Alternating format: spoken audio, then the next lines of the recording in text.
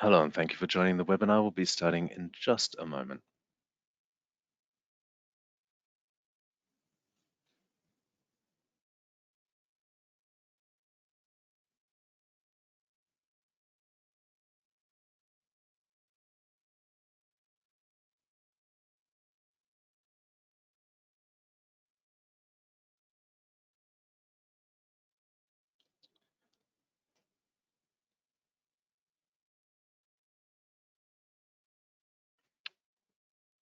So good afternoon, good morning, good evening to you. Thank you very much for joining our webinar today entitled Rise to the Cloud, Unlocking the Full Potential of Your Business, presented by Latera.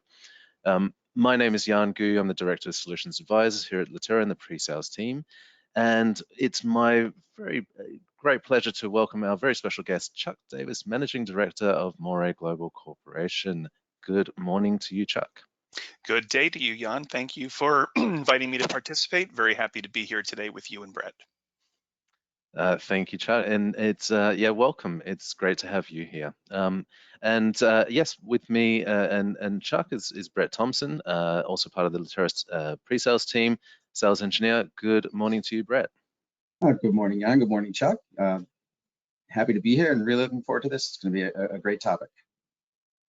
Agreed. Thank you. Our agenda today, really briefly to go through this, we will go through our usual housekeeping rules. We're going to look at what's driving this move to cloud with a special spotlight on security. We're going to look at some of the considerations that might be prudent to look at when thinking about cloud or migrating to cloud. And of course, we'll look at what would make for a successful migration to cloud.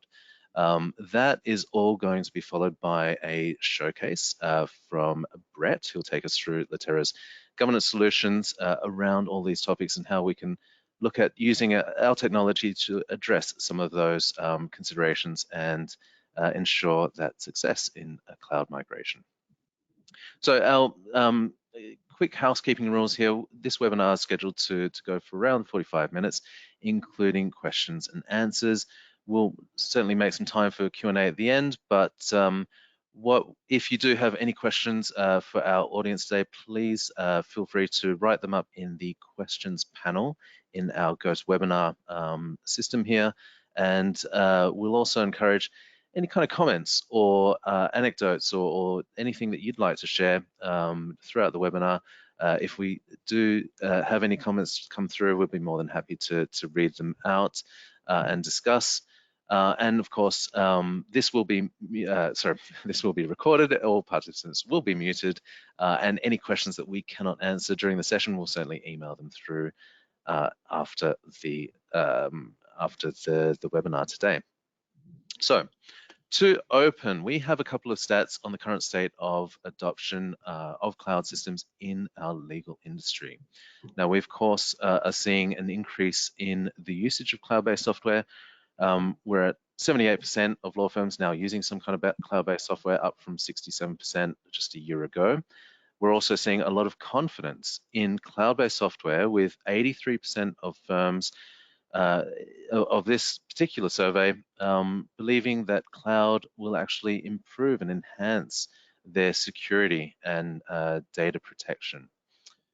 We are also seeing an increase in the investment into cloud-based applications over the next couple of years, with 44% of recipients in another survey suggesting they will increase their spend there.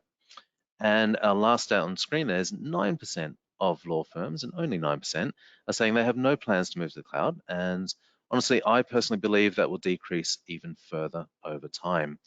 So Chuck, is that something that also rings true for you? And would you mind just giving us a little bit of your background and your experience in the legal industry here, and what you're seeing as the current trends or recent trends, and whether or not you're seeing similar things from your perspective? Absolutely, Jan. First of all, I think the numbers are actually what we are seeing in the market. I'd love to know who the 9% of those firms are, because it's interesting that the people in 2023 are not looking at that forward-facing technology. But my background is very interesting. Years ago, about 25, 30 years ago, I was a former in-house law firm IT director. So I've been on the other side of the fence. I've built infrastructure. I've helped firms build out their own data centers and implement their own technologies. And then back in 1998, I was the president and co-founder of Adaptive Solutions out of Philadelphia. And for 23 years, we helped legal firms and legal departments implement technology with a very strong focus on document management. Very proud to say that in August of 2021, we were acquired by Moray Global, and we have now formed what is iManage's only global and largest worldwide implementation partner. Again, doing the same thing, Jan, trying to help people understand their business challenges and transform their technology. And we've been seeing this shift for a while. If we look back, 5, 10 years ago, and we think about technology and the way that the attorney worked at that time, we had layers of virtualization at the desktop level. We saw technologies from Citrix, we saw VDI technologies from VMware, and Horizon View technologies that were required at the time because the applications and the platforms weren't yet as mature. So what we've been watching carefully is the way people change the way they work, and how they're transforming to direct cloud access is really fundamentally changing the way that people connect to, manage, and have their systems. And really, I think we're going to get into this today. The risk management and the security that's required in today's world is just table stakes, right? And we need to have that level of technology. And whether we want to believe it as law firm technologists or not, we just don't have the level of budget that the cloud providers have and the level of staff to be able to build, implement, support, and maintain those types of platforms. So I do think these statistics that are coming here from the organizations that you've cited look correct to me. And I think we're going to see it only accelerate in the next couple of years.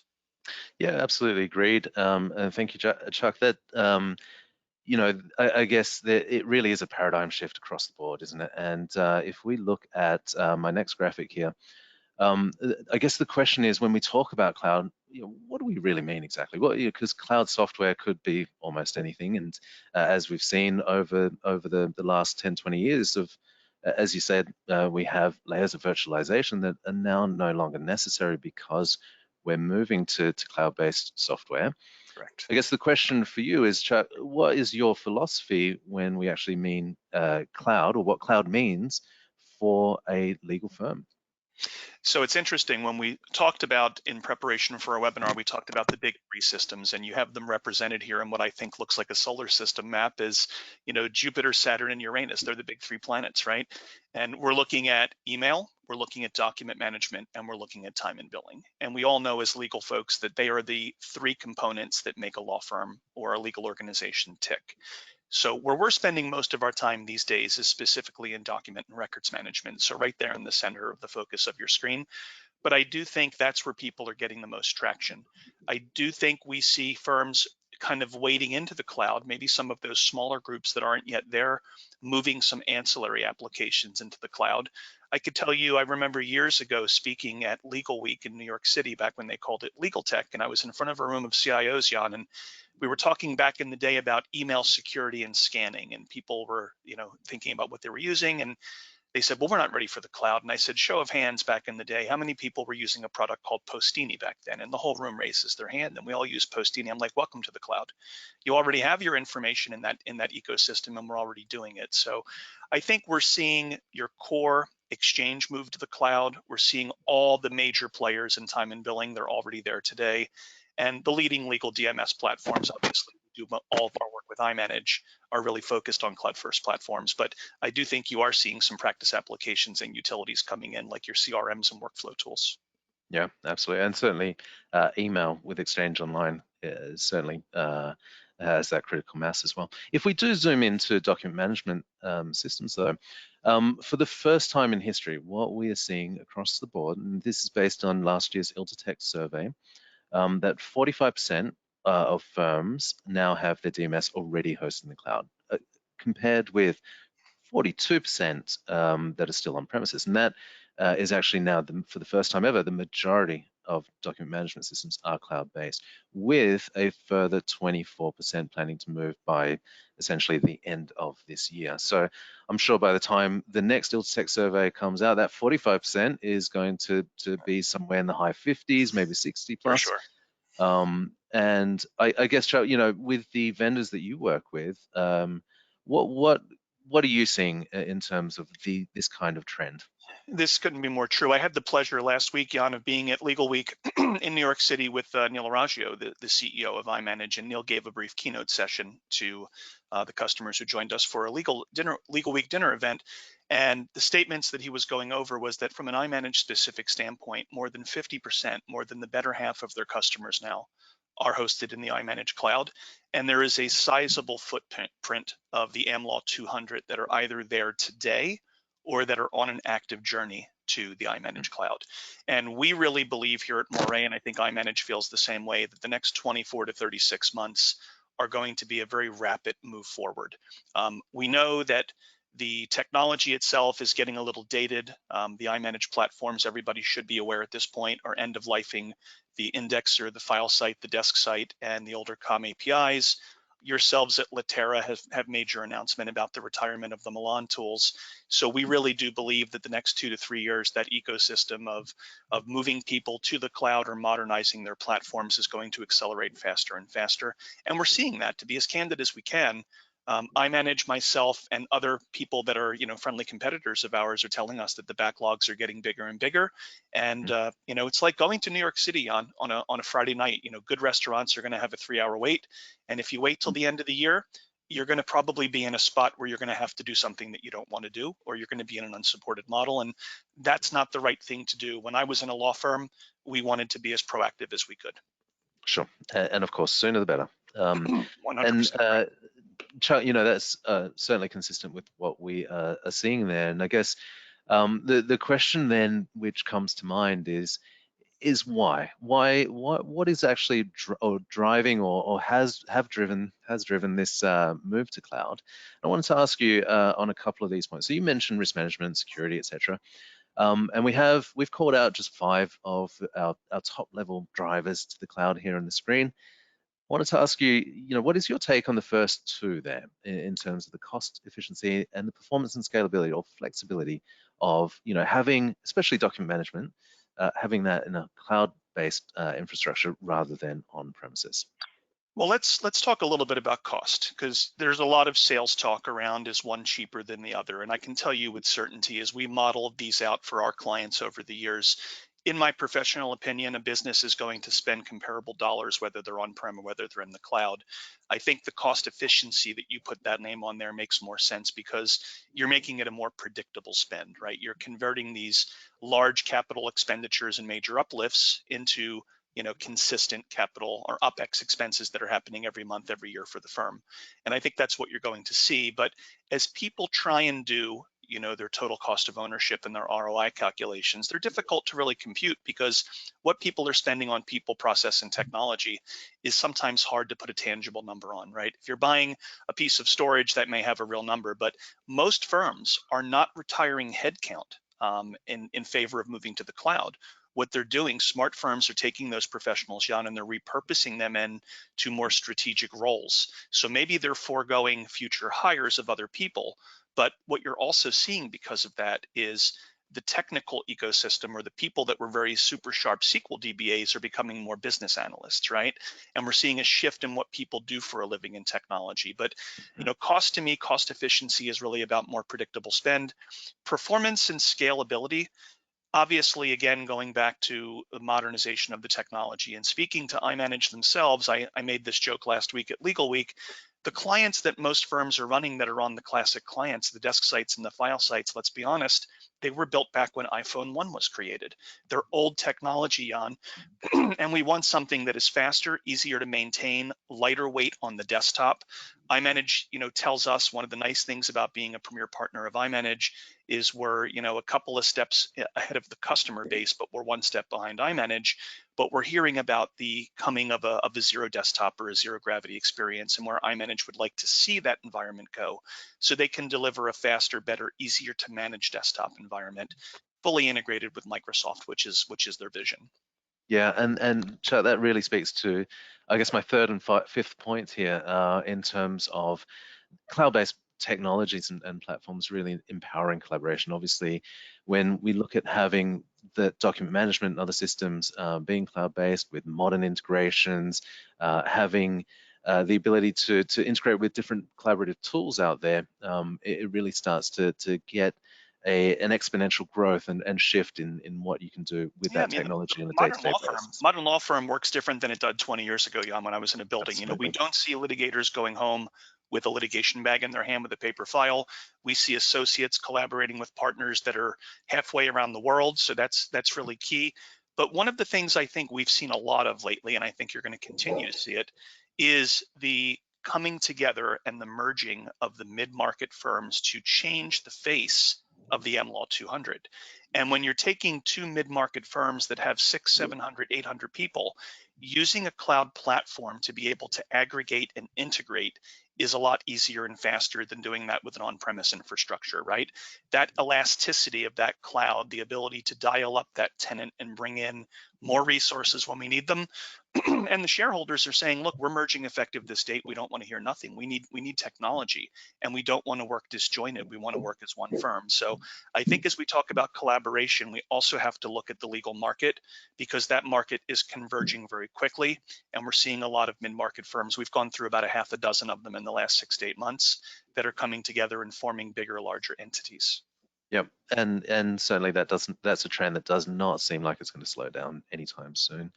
I guess that also speaks to the point there of seamless accessibility, which is being able to access that kind of data from the end user point of view, from any device, any location, being mobile, being remote or working, which is obviously now mainstream, but also being multi-office and multi-geo. So I think that absolutely. And the pandemic, Jan, really changed that, right? We all know that. It just threw gasoline on the fire of what we saw was coming, but I can't agree with you more. Absolutely, Sure. the accessibility.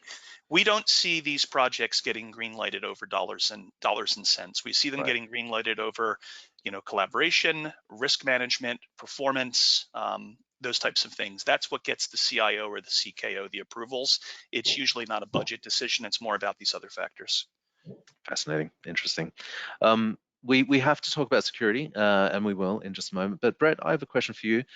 In terms of what you're seeing, from your experience in the industry, what do you see as some of the drivers or the uptake with law firms moving to the cloud? I think the focus on security has gotten more intense from the cloud providers. Not that long ago, as early as 10 years ago, cloud was a bit of an unknown, and law firms are faced with a unique challenge with the type of documents they are taking possession of. So the old theory was I can protect them better within my own walls than I can going out to the cloud. But cloud obviously has come a long way, and security is a big component. So tying back to what Chuck said, I think the firms now have realized that repurposing that those dollars that they would put out into capital expenditures on new servers and new technology can be better spent on people to kind of manage that within the cloud. So I think the cloud itself, with their focus on security, has proven that it can be much more effective and much more secure than procuring your own hardware and trying to protect it yourself within the confines of your own wall. Absolutely. Well, let's dig into security a little bit.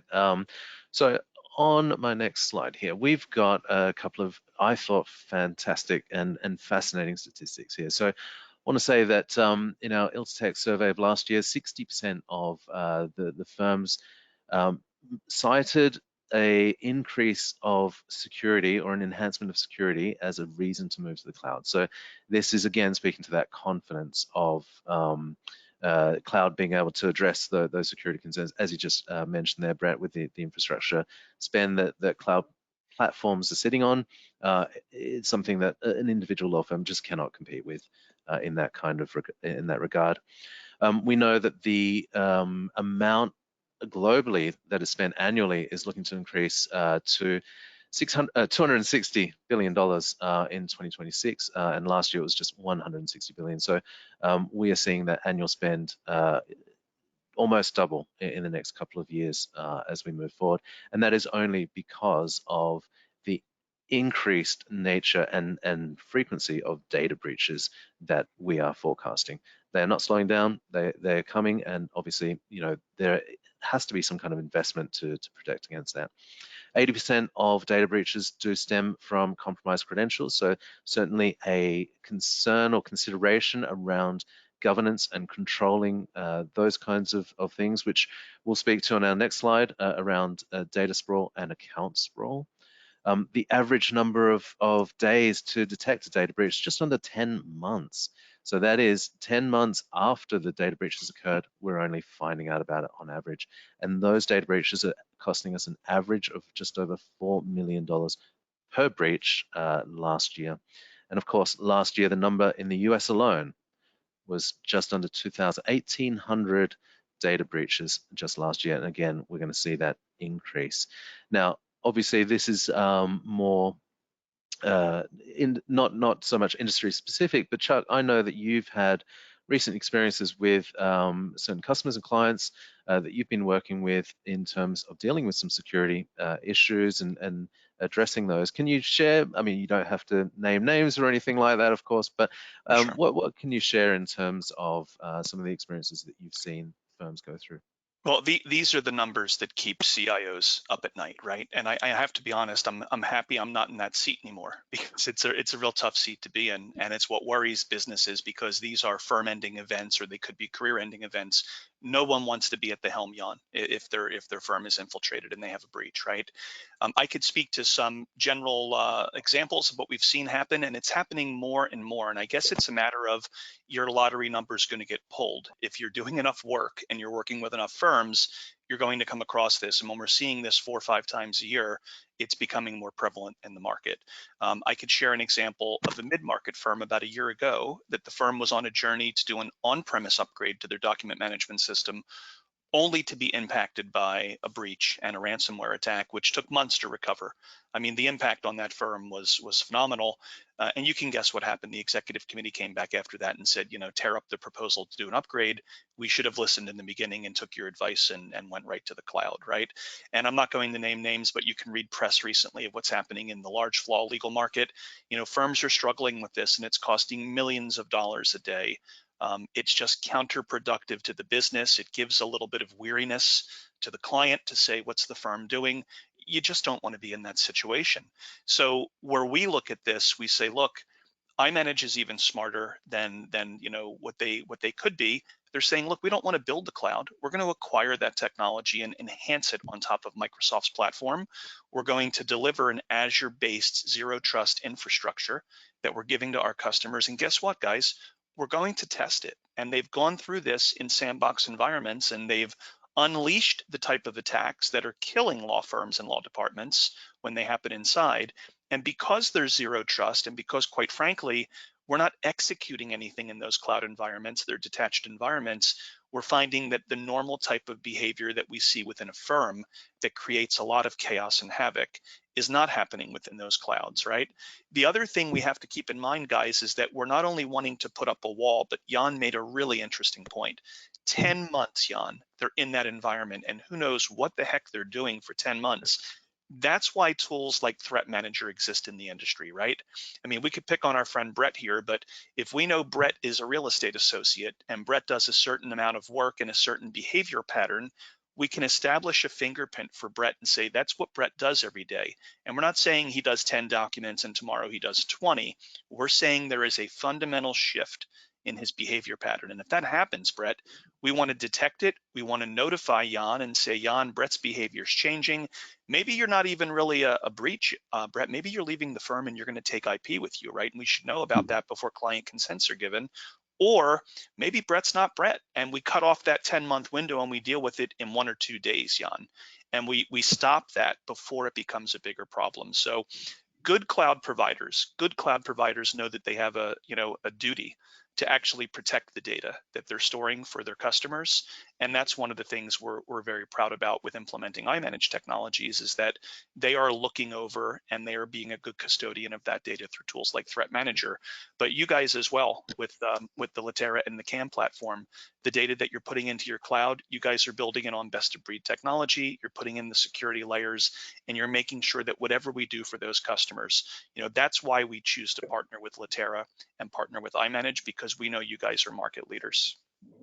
Yeah, absolutely. And Chuck, I think there was a story that broke just this morning about an associate of a firm that exported something in the order of 8,000 documents in just. It's not going to end well. And of course, a tool or technology like Threat Manager would have been absolutely ideal to catch some of that. And prevent. When we have more time, I'll tell you the story about a move from a competitive DMS where we migrated millions of documents and nobody called to say, where's my documents going?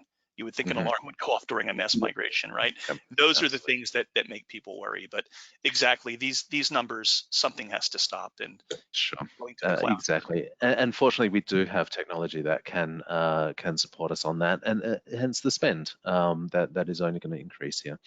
We do have to move on. Obviously, we can talk about this for hours on end, but I am conscious that we have other things that we want to cover here, some of which are on screen that just in regards to some of the considerations that we want to look at aside from security. And I won't go through all of these on screen, but of course, if you are watching the recording, you can pause and read through these yourselves. I will say that on average, a typical organization will use 88 different applications, with your typical Fortune 500 type of organization approaching 200 different applications. So we are starting to see data everywhere in a kind of data chaos situation. Now, those platforms, it's not just the data, it's everybody's accounts. So, it just speaks to the importance of things like single sign-on and identity providers, etc.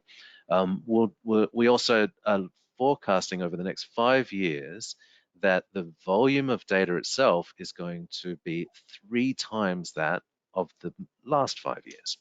So again, we're on a kind of J curve in terms of the generation of the volume of data. Data management, when we look at cloud, obviously we have to look at things like data sovereignty laws and data localization to make sure that we're compliant with all those regulations. We have to look at the data lifecycle. So archiving, retention, disposition, and making sure that we're, again, compliant with all the different types of privacy laws and regulations that are now coming, GDPR, CIPRA, and others around the world. The last point in the middle column there is business continuity. What is your BCP or business continuity planning? Making sure that you're able to continue working even though your cloud platform, your cloud data may not be available for a moment, for a certain amount of time. What is your plan? And then our final column there, in terms of the end user impact, how is it going to be received? What is the end user impact going to be like once you do make that change over to a cloud-based platform? What is the before, after, the was, is? And how would you look at the change management and addressing what your user population are going to go through, what they could expect, and how do you actually manage that process? And then, of course, once that migration goes through and you switch over, what about their feedback? How do you gather that feedback, bringing it into your continuous improvement development life cycles then? So, Chuck, I have a question for you just on our last column in terms of all those points, especially around the change management. Can you speak to a couple of the things that you might look at in terms of making sure that's all successful? Well, one good point to make for that, when you move to the cloud and a cloud migration is done effectively, the impact on change to the user really should be virtually transparent. But what happens, Jan, is because firms are running older versions of software that are not cloud compliant, it comes with it a modernization to the user experience, right? So coming away from a desk site, a file site, changing a macro and template package to a newer version, those upgrades drive the change. And smart firms are making those improvements in many cases before they even go to the cloud. But speaking to your point about the change management itself, it really is difficult because my favorite example to give people is it's like your mother-in-law came over and rearranged your kitchen, right? The technology is similar, but the forks and spoons are moved and the glasses are in a different spot now. And we need to understand how to manage that with a busy legal professional's mindset. And if you give an attorney an application and something isn't where it's supposed to be, or it doesn't work the way it worked before, they deem it as broken and they brand the project as a failure, right? So one of the good things we have at Morae is a dedicated change management team who thinks about the psyche of how an attorney processes the way that he or she works and understands the nuances of what's going to change. And if we can get out in front of that change and make them aware of why we're doing it, because one of the questions we get asked all the time is, well, why do I have to change, right? Well, let's educate them quickly as to why, right? What are those changes going to look like? And I tell people a lot that it's almost like going to see that movie you've been waiting for a while, right? If you can watch a 2-minute trailer before you go to the movie theater on Friday night, you kind of know what to expect in that feature, right? What you're going to be seeing. If we can prep people's mindset and help them understand and then train them appropriately and support them, we can get past that change management and we can have what the industry now deems as a good outcome, right? We want high adoption. We want people to be happy because let's be honest, they're spending a lot of money on the technologies that we recommend to them. They should be getting a high level of adoption and value out of those technologies. And we always shoot for a high 90th percentile usage and adoption rate. There's always going to be, and Brett and Jan, this, there always will be a couple of stragglers. We do what we can. We try to get them to adopt. We modify the technology. But if we can get into that high 90th percentile, we could stick a flag in the ground and probably declare a win. Fantastic, very good. I am conscious of time. I have one last slide before we get into Brett's showcase. What we'd like to discuss really briefly is just ensuring a successful cloud migration. And I think, Chuck, you touched on a number of points there, just that certainly roll into a successful migration. Obviously, some of these aspects that you see on screen with a good, clear, well thought out strategy, technology and tools, maybe a cloud readiness evaluation or some kind of technical review and audit.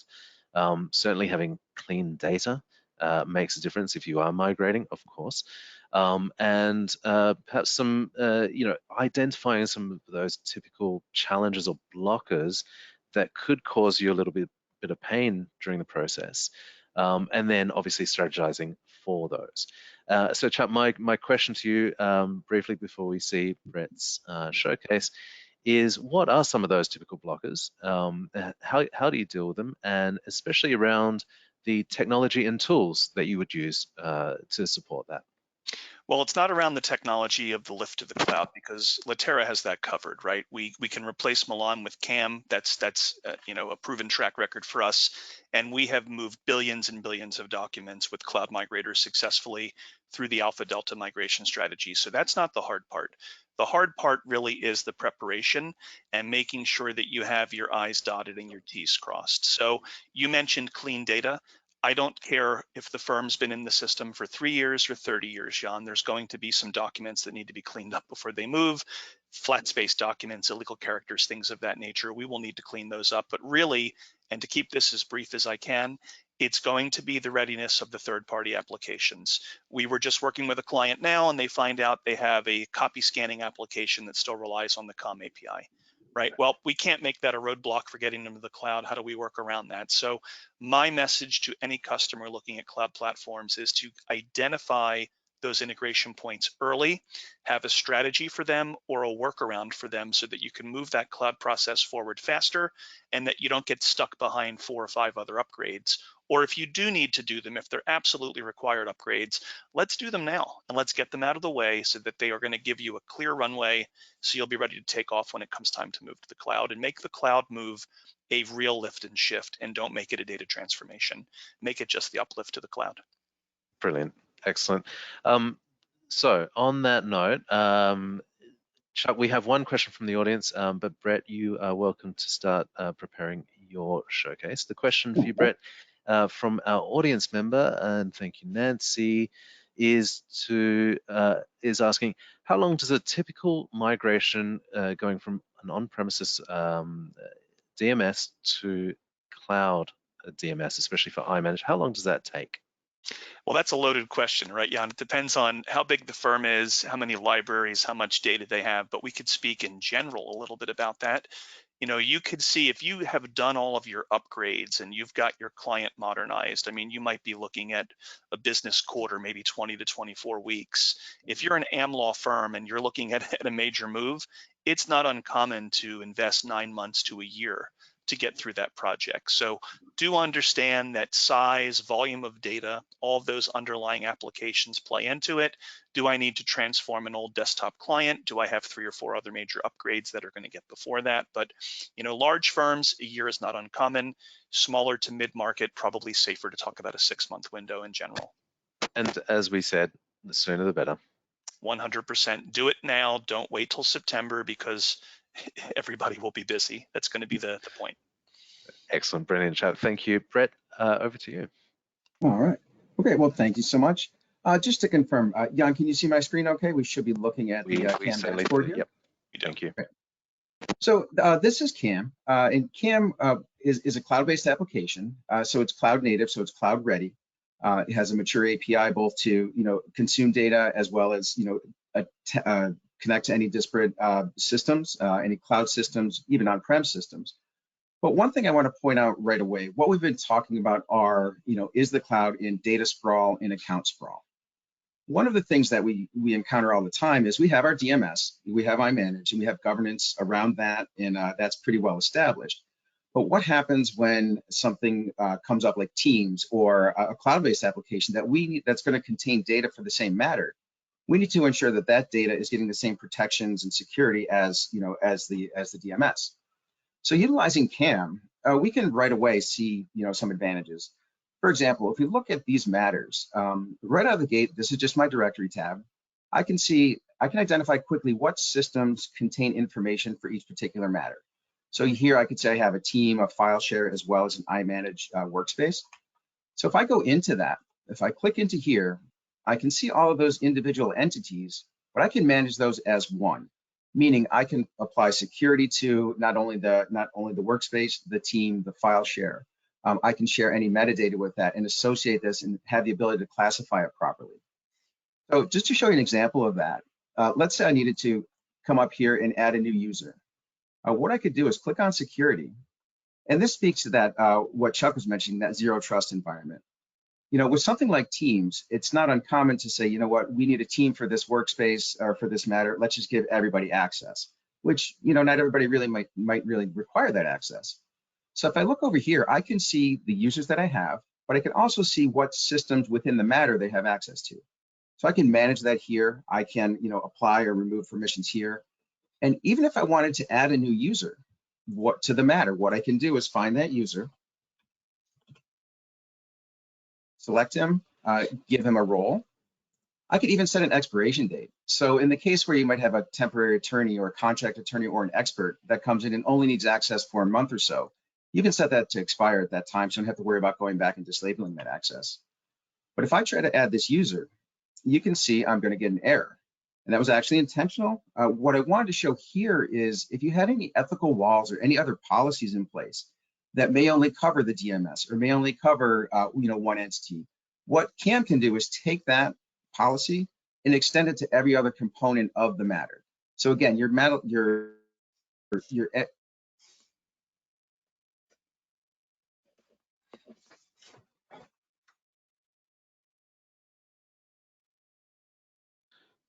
Chuck, I don't know if it's just me, but I think we may have lost Brett. I can still hear you, Jan. I'm worried about Brett's battery.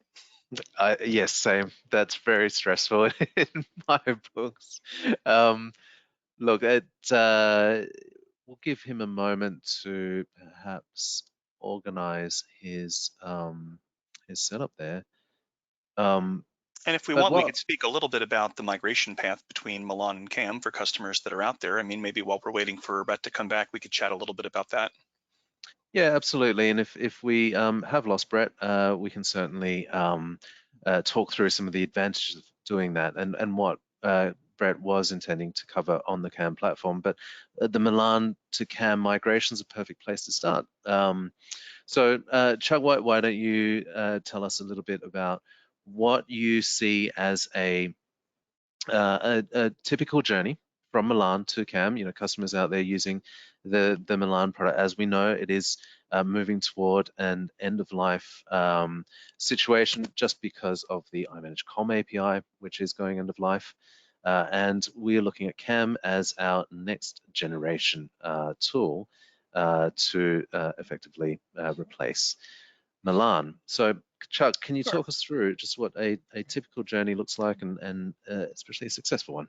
We sure can. Typically where we start at, Jan, when we're talking about customers that are transforming from old to new is going through a requirements review, getting their handle on what features of Milan they're using today and how that feature set wraps into the CAM platform. And if anybody is joining this webinar, I think we did one a week or two ago together with the Latera team about this particular journey and how CAM has now built in just about all feature parity between the CAM platform that was in Milan. And then once we figure out what elements and components we're looking for, we could start that build. And it looks like Brett may be coming back. I don't know if he's getting back on the air or not. Brett, it sounds like your Brett audio didn't come back on yet, but your battery certainly did. Yes.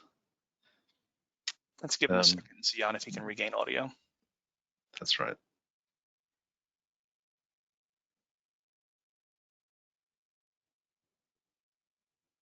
And I guess as Brett is coming through, I might what I might do is put on screen our slide that we just finished on, which I think Chuck, you were speaking to doing that evaluation and review of the current usage of Milan and what those features are. And I think that really does speak to, I guess, a successful migration here. And it speaks to that readiness, Jan, that you were speaking about earlier, because a lot of people don't realize that if they're still on-prem and they're using Milan, we actually can transform that firm to a CAM customer and then use CAM to policy down against their on-prem system in preparation for their cloud migration. So you don't need to do it as a knife edge cutover and do it at the point of the cloud, but it sounds like Brett may be getting audio back. Brett, can you hear us? I can hear you. Can everybody hear me? We were just talking a little bit about CAM versus Milan while you were getting reset. I am so sorry. I had everything plugged in, but I looked down and I was not plugged into the outlet was turned off, and I apologize for that. So completely user error on that one. Brett, if it's going to happen, it's going to happen live in a webinar. Yep, absolutely, absolutely. Brett, do you want to? Are you ready to resume? I am. Yes. Okay. Yep. Perfect. Let me go ahead. If I can grab the screen back here. And as you're doing that, Brett, I'll just fill you in. You know, Chuck and I were just speaking to the fact that CAM is the product that you're showing now. It's really the next generation of the Milan tool that we have, which is going end of life. And the migration between Milan and CAM is similar to migrating your document management system. There are proven success plans to go from the old technology to the new, and certainly have we're very close to parity on the two systems with the CAM platform. But of course, CAM being modernized, being the cloud platform that it is, has a heck of a lot more than what Milan could ever have. So Brett, on that note, let's resume. All right, great. So what I want to pick up on and emphasize here, we talked about right here how we can prevent sort of that, create that zero trust environment, as well as prevent that account sprawl. So you only have one location to create user accounts. You don't have a Teams account and iManage account. You can manage all that and keep that within the realms of your governance system. The other thing I want to address here that CAM can really is powerful to help address is addressing data sprawl. So a lot of times, with Teams, for example, and as Chuck alluded to earlier, you know, Teams is kind of Teams and Slack and other systems for collaboration were really thrust upon us because of the pandemic. So we had to find a way to work. In a lot of situations, Teams was rolled out. Users got used to using Teams, but they're putting all kinds of documents in there. And Teams and other platforms like it are almost outside the realm of our governance systems or our governance programs. So what CAM allows you to do is rein that in. So if I go up and just take a look at Teams right here, what I have the ability to do is I can ensure that I can set up automatic archiving or automatic retrieval into the DMS. So this will ensure that if users are using Teams and they're putting documents in Teams, number one, that the documents that are in Teams make its way back into the document management system, back into iManage. Number two, at the conclusion of a matter, if I have this set up properly, where I can have it synced on a schedule, I could do it at a one-time based sync, I could bring my post files over, I could bring all of the contents of this cloud-based collaboration system into the DMS. Then once I'm confident I have all the information, I can now dispose of the team properly without risking leaving any artifacts out there. If it's outside the realm of, if nothing's really controlling it, or if it's being governed separately, there may be a document left in a channel. There may be some stuff, some artifacts lying around that you don't want to have there. By utilizing CAM, you can set that up for that to be brought into the DMS automatically, and then that makes the disposition, of those teams and those other systems a lot easier. And it really just is kind of, lowering your attack vector. The less you have out there, the less it's available. It really is a way to make sure that all of that information is getting back into the DMS and archived properly. So in addition to that, when users since Teams, and I'm using Teams as an example, any other systems that are cloud-based that are out there, if users are using them and they want to collaborate, what you want to make sure of is to drive user adoption, that things are done consistently. And having somebody just spin up a team, giving it a random name, and you can lead to some really, can lead to some not just data sprawl, but just some ugliness, if you will, and that's not good for user adoption. So if I look at Teams over here, and I go into, excuse me for 1 second, what I have the ability to do with Teams is I have the ability to set up templates, to set up structure, to really do it in an organized manner. And if I expand this right here, I can have this set up, this same structure on every team. So if users are going from one team to another, they're going to know where to store documents. They're going to know where to find things. That's, there's not going to be that frustration of, hey, where is this document? Where do I put this? You can really avoid that data chaos. Aside from that, when it comes to Teams creation, what you want to ensure is that you have control over that. Like I said, that there's not going to be any random team names like Bob's team or Tim's team or something like that. So giving the users the ability to create a team or request a team, but still having control over the structure of that team is key. And what we've done with CAM is we've created, excuse me, we've created a Teams app that allows users to log in, allows them to request a new team, but it gives us control, us being the IT or the back end, the ability to control what they can put in there, how they can request that team. And everything here this is a workflow that you have complete control over. So by allowing users to have some input, but ultimately having the firm set the standards, you really have control over that. That's really going to drive user adoption and ensure that everything is being is going to fall within the within our standards, and make sure that there's no random names out there, and that you really have control over it from the outset. So Brett, we're really solving the same problem we solved a long time ago with Milan, which was consistency and consolidation of a workspace for a document management system in a Teams channel, so that we're working the same way and that data is in the context of how the firm would like to see it formatted. Absolutely, absolutely. And we can tell when it comes to the like I said, the user adoption, it's very, like you said earlier, it's very frustrating for an end user if they're, a new application is thrust upon them. They have to use it. They can't figure it out. They don't know where to store something. It's going to be, to use your words, branded as something that doesn't work. And that's going to make it more and more difficult to get that, that user adoption. And, as we all know, you can have the best governance program in place, but one little outlier kind of makes that whole thing, kind of a moot point.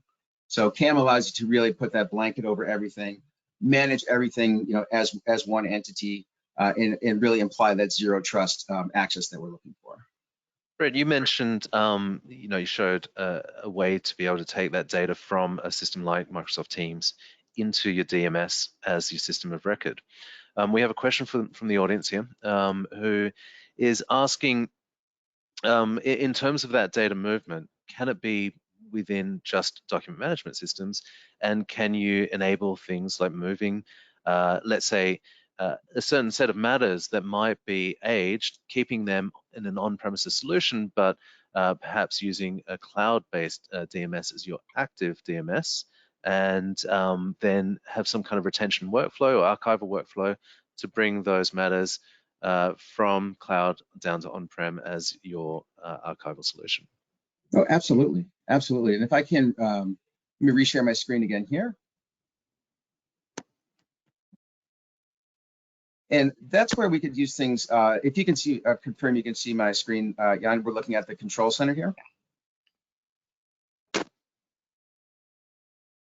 And this is where you can set up policies for that. So here, if I take a look at a standard retention policy, for example, what I can do is I can create a policy and I can create triggers and actions. So what I could, in this particular policy, what you're seeing is it's a retention policy. So what I'm saying is that in this policy for 2 years from the matter close date, I'm going to mark everything here as read only. Then 3 years after the policy date, I'm going to mark everything as, I'm going to remove all the users and groups from that workspace. And then over here, I say after 7 years from matter close date, I'm going to delete all this information.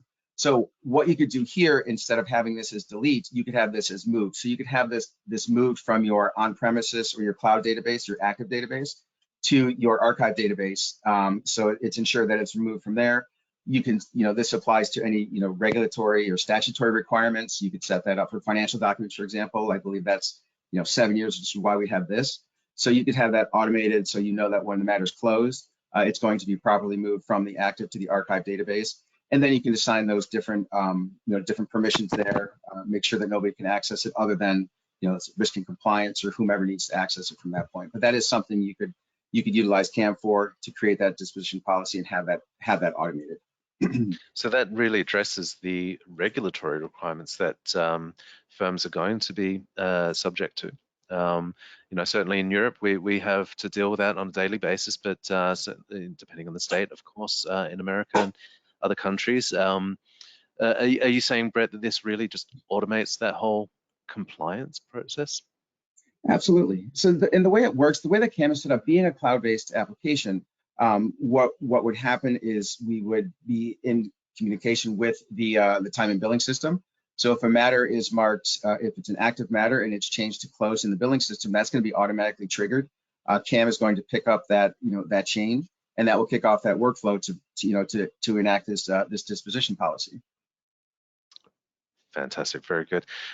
Brett, we have one last question from the audience I can see here, and it is a question that says, what can a firm do that has moved to cloud in the event that the cloud DMS has some kind of outage, even a short period of time that may affect my firm's ability to access documents? Does CAM have a solution for that? We do. What CAM has is CAM has business continuity. And what business continuity allows you to do is make that backup of your system. It could be your entire DMS or a select portion of it for only active documents or documents you may need. You can go back as a year, 5 years, 10 years, or everything. And what that would do is give you the ability to, in the event of an outage, whether that's an Azure outage, a firm outage, an iManage outage, give you the ability through a one-time password that users could request to access documents with the same security applied as your main database. So it's not just unfettered access to anything, but the ability to access those documents, download them, work on them as needed, and hopefully the outages only last for 5 minutes. But if it's an hour or two, you can still access the documents, work on them, and then when the system's back, you can get them back into the system. So you really haven't lost that much time. But that's our business continuity offering. And that is specifically what that's designed for. And Brett, this is an area where we talk about two clouds being better than one, right? Having a backup. Absolutely. But strategically, if the firm knows that iManage's platform, for example, is empowered on Microsoft Azure, perhaps a good option for that firm may be to put the CAM business continuity in AWS or another provider where there is redundancy across the carrier as well, right? Absolutely, and that's what we recommend. Anytime we're having a business continuity discussion, I always recommend, yes, iManage is in Azure. If you can get some AWS storage bucket for this backup, it just makes sense. It gives you that that resiliency against either an iManage outage and or an Azure outage. Right, cover all your bases 100%. Exactly. Yeah, I heard on the topic of cloud, I heard a statement that multi-cloud is the new cloud. So there you go. Yeah.